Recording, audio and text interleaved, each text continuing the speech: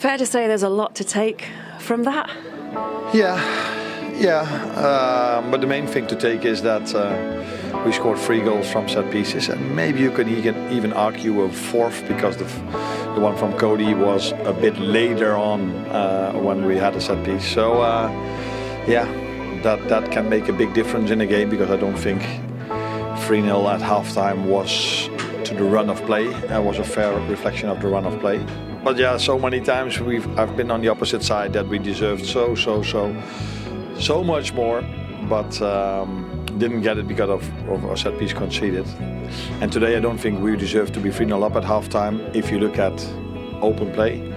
But that we were up was maybe okay. But 3 was nice. The story, and as it stands there right on Manchester United's tail. So these are the second half goals. This is Gakpo, Michael, making it 4-1. Yeah, we all know how much he loves cutting in on his right-hand side.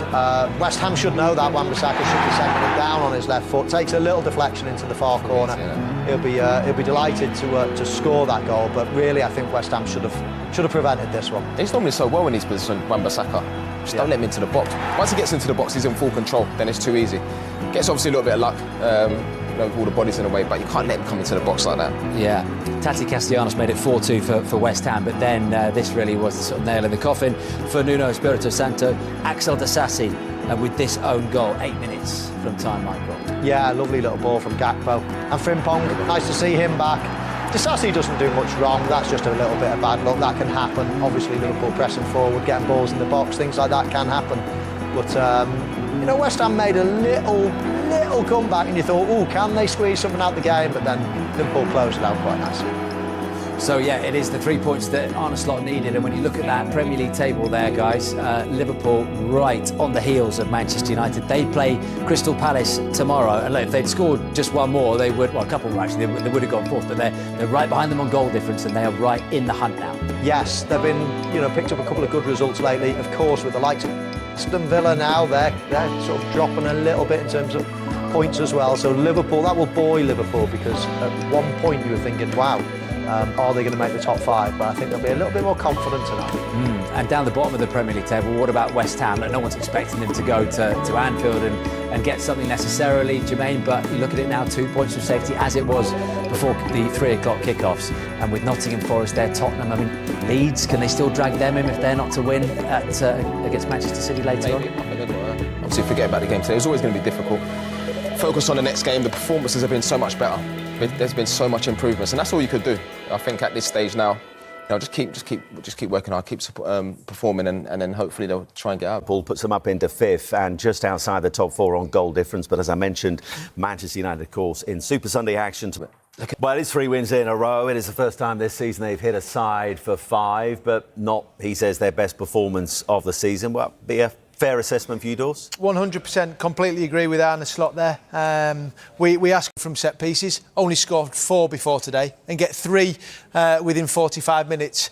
One of them was a second phase, but still, they all count. There's different ways to win football matches, and as comfortable as it looks at 5-2, the game doesn't look like that when you're watching it. Or it certainly didn't. Even at 3-0, I've called it game over, and they come straight out after the second half, West Ham, and show a response. So, but credit to Arne Slot, up to 5th, 3 wins on the bounce, and plenty of positives, but realise it wasn't perfect. And in terms of that top 4 battle, at the moment outside on goal difference, but of course Manchester United still have to play tomorrow at home to Crystal Palace, and we know how good they've been under Michael Carrick. How big a scrap are Liverpool in to get Champions League football next season? Well, they are, because it's not in their hands. With teams playing in and around, and they've got to find this consistency. And when maybe things aren't quite going right, you have to ride your luck a little bit at times. But they've got some big games coming up, starting with Wolves on Tuesday, and then Wolves in the FA Cup, Galatasaray, and then we go in the Premier League. The next 4 after that is Spurs, Brighton, Fulham, Everton. So some big games for him. We were just saying there with Merce how you talk about very likeable manager. He's had challenges this season with players that have come in, and talk about hitting the ground running in the Premier League, how challenging it can be. No Wirtz today, we're starting to see glimpses of what we saw in Germany. Ekitike, who I'm a huge fan of. And I think for him, probably the best thing that's happened he's probably not saying that his mate and his strike partner or someone who's up against it. He's having a consistent run of games, scoring goals, getting assists, and a top player. So it's been a challenging season for him, but I like what I'm seeing with Liverpool. Is it safe to say they're just doing enough?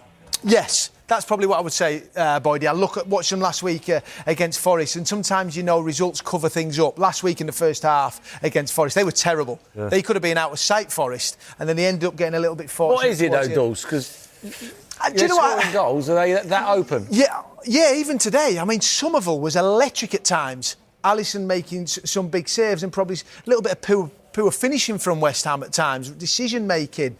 So they've got to nullify the opportunities of the opposition, and that was the same at Forest. I look and think, wow, on the counter-attack, transition, exactly the same today.